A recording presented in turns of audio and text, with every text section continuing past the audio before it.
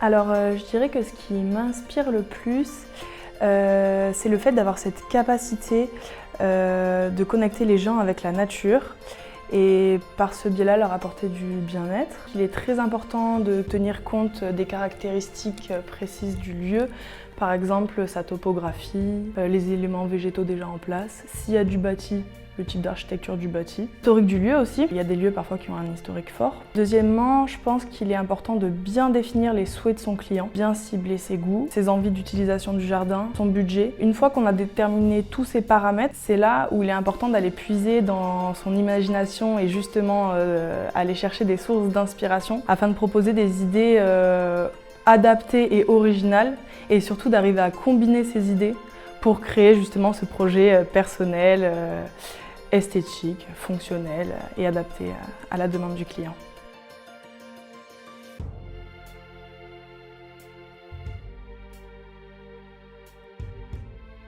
Alors déjà, c'est un art très subtil d'arriver à allier les deux. Et je pense qu'on le fait différemment sur chaque projet. C'est-à-dire que chaque projet est vraiment unique. Et si je prends deux exemples contraires, par exemple, on va aborder la question très différemment sur un jardin qui est par exemple très vaste, où là justement on va pouvoir se permettre de définir des espaces larges si on a la place. Ça va permettre de créer une lisibilité sur le jardin et visuellement, et une organisation visuelle on va dire, donc créer un espace accueillant avec des espaces bien définis. Par contre, sur un plus petit jardin, ce qu'on appelle les jardins de poche, la question va être plutôt de gommer les limites, on va dire, et de créer des espaces plutôt d'uniformiser au maximum l'espace et aussi de favoriser les éléments multifonctionnels. Ça peut aussi être des jardins où on a une demande vraiment haut de gamme, mais sur une très petite surface. Et là, du coup, et c'est très complexe d'ailleurs, c'est une grosse thématique de notre métier en ce moment, c'est d'arriver à optimiser au maximum les espaces et de créer cette multifonctionnalité-là, mais sans qu'elle se voie en fait. C'est-à-dire de cacher un maximum de détails, et un petit peu comme on retrouve maintenant dans l'aménagement de cuisine ou des choses comme ça, c'est arriver à un jardin sobre et fonctionnel. Il y a un deuxième aspect aussi qui est très important quand on allie le luxe et la fonctionnalité, c'est le choix des matériaux. Plus on choisit des matériaux qui sont bruts et le moins travaillés possible, plus cela va apporter du cachet au jardin. Et aussi, ça va permettre de favoriser sa durabilité dans le temps. La troisième chose, c'est l'importance des végétaux. C'est vraiment important de bien choisir la palette végétale et surtout d'anticiper le vieillissement du jardin, enfin le développement et après le vieillissement du jardin. Effectivement, le fait de mettre des sujets exceptionnels, ça va permettre de créer une structure sur le jardin et ça va permettre aussi d'amener des sentiments et la contemplation, et ça c'est très important. Et il y a une quatrième chose encore qui pour moi est tout aussi importante que les autres, c'est le souci du détail. C'est vraiment soigner la finition du jardin. Ça passe par exemple un éclairage qui est bien étudié. Ça passe par l'intégration d'art, amener des éléments artistiques comme des fontaines, des sculptures. Tout ça va vraiment permettre de renforcer la singularité du jardin.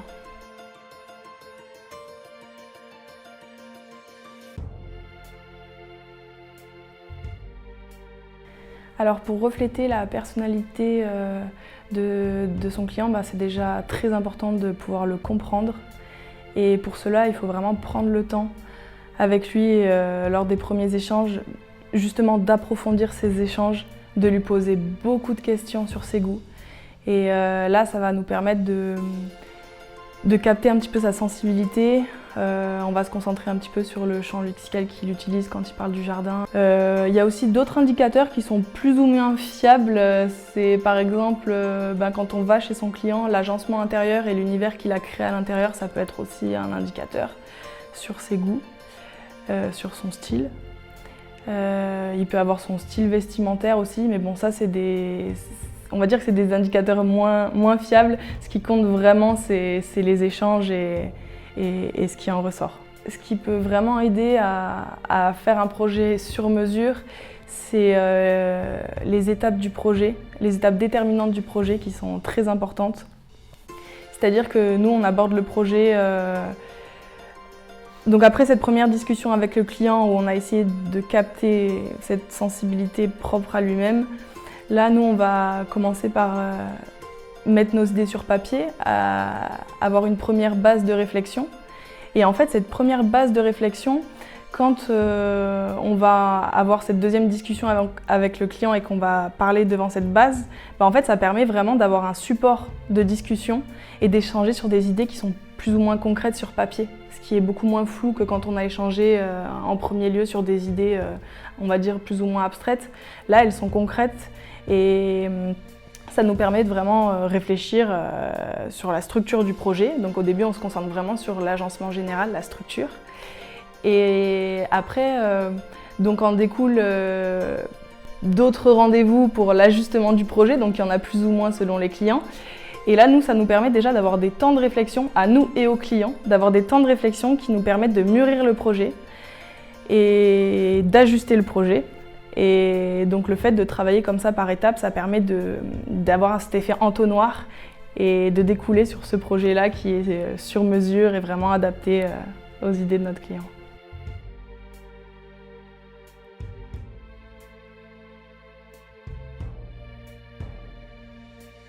Il y a différents types de tendances, mais il y a des tendances qui sont effectivement factuelles contre lesquelles on ne peut rien faire. Celle dont j'ai parlé tout à l'heure, c'était la parcellisation, le syndrome de parcellisation qui est de plus en plus fréquent, donc des jardins qui deviennent de plus en plus petits. Plus on approche du cœur de la ville, plus on est confronté à ce type de situation-là. Donc effectivement, avec ces jardins qui deviennent de plus en plus petits, il est vraiment important d'optimiser chaque espace. Et même en plus d'optimiser, il faut vraiment arriver à combiner les espaces, à créer vraiment des zones multifonctionnelles. Ça peut être par exemple un espace repas qui se transforme tout simplement en espace de détente, mais plus loin un massif ornemental qui normalement est visé à être contemplé, mais là qui va se transformer en massif ornemental et nourricier parce qu'on va y introduire des espèces fruitières ou potagères qui sont aussi très belles mais qu'on n'a pas l'habitude de retrouver dans ces endroits-là. En ce qui concerne les enjeux climatiques, là effectivement on a de plus en plus de solutions. C'est-à-dire qu'on peut bénéficier maintenant de plus en plus d'informations sur les données de notre jardin avec les jardins connectés. C'est-à-dire que maintenant on peut installer des sondes d'hygrométrie, des pluviomètres, enfin beaucoup d'éléments qui permettent en fait de récolter des informations en temps réel sur le jardin et puis après d'adapter les ressources qu'on va lui amener. Par exemple, avec les pluviomètres connectés, on peut savoir exactement l'eau qui est tombée et donc adapter le prochain cycle d'arrosage avec ce qui a déjà été amené par Mère Nature. Donc ça, c'est des éléments qui vont nous permettre d'utiliser en fait uniquement les ressources nécessaires à la pérennité du jardin sans consommer plus. Et ça, pour moi, c'est vraiment important. Et oui, effectivement, quand on donne uniquement le nécessaire à son jardin, ça permet aussi en contrepartie de faire des économies, que ce soit des économies de ressources ou des économies effectivement qui concernent plus le porte-monnaie.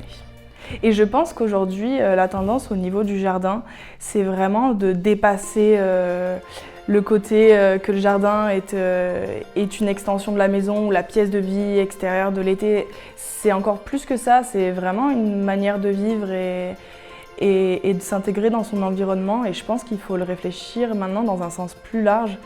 Ça peut être un espace de vie, de socialisation, un espace de production, un espace d'expression. Et je pense que le fait de réfléchir le jardin au sens plus large va vraiment permettre d'apporter ce bien-être et ce lien profond que nous avons avec la nature et puis justement d'aller dans ce sens.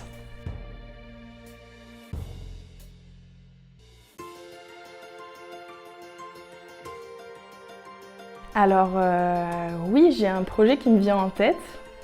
Alors c'est pas un projet qui est exceptionnel par sa dimension ou par rapport au budget alloué, c'est vraiment la transformation du lieu qui est impressionnante et le fait qu'on ait recherché et qu'on ait mis en place pas mal de solutions techniques pour arriver à réaliser le rêve de notre client.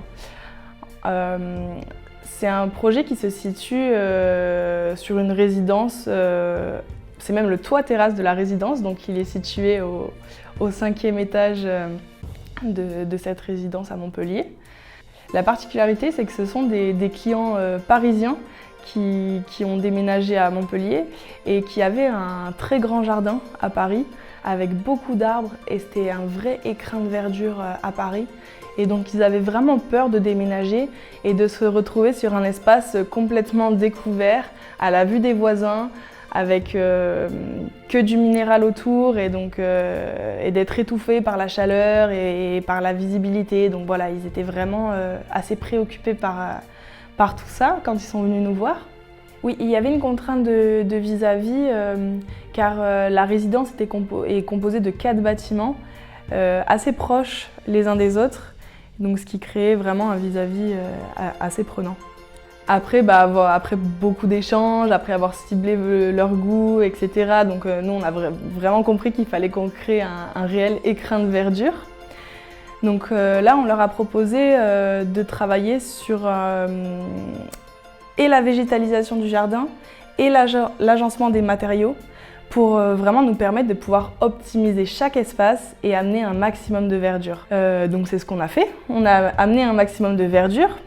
Mais en plus de ça, donc on a travaillé sur pot, on a travaillé avec des grandes dimensions de pot, mais justement sur des formes organiques, sur des couleurs organiques, pour en fait que chaque élément qu'on rapportait leur rappelle un petit peu la nature. C'est pareil sur le mobilier, on a travaillé sur des matériaux comme du teak, des choses vraiment brutes et naturelles qui vont amener ce côté nature sur cette terrasse. Donc il y a pas mal d'éléments techniques qui nous ont mis des bâtons dans les roues, que ce soit les contraintes de poids, les vis-à-vis qui étaient très présents, l'ensoleillement et la réverbération contre les murs du bâtiment, pareil, très prenant. Et donc on a mis en œuvre des solutions pour arriver à répondre à ces problématiques. Donc ça passait par exemple des mélanges spéciaux de substrats qui nous permettaient de garder l'humidité mais quand même d'avoir un substrat qui était allégé. On a travaillé aussi sur une réelle connexion sur un jardin vraiment connecté avec des sondes qui nous permettaient de recevoir les informations par rapport aux expositions de la terrasse et donc d'adapter l'arrosage selon les expositions. Donc nous avons tout mis en œuvre sur ce cadre de terrasse urbaine pour créer un véritable jardin presque luxuriant, là où auparavant il n'y avait rien. Et c'est ça la magie de ce projet-là.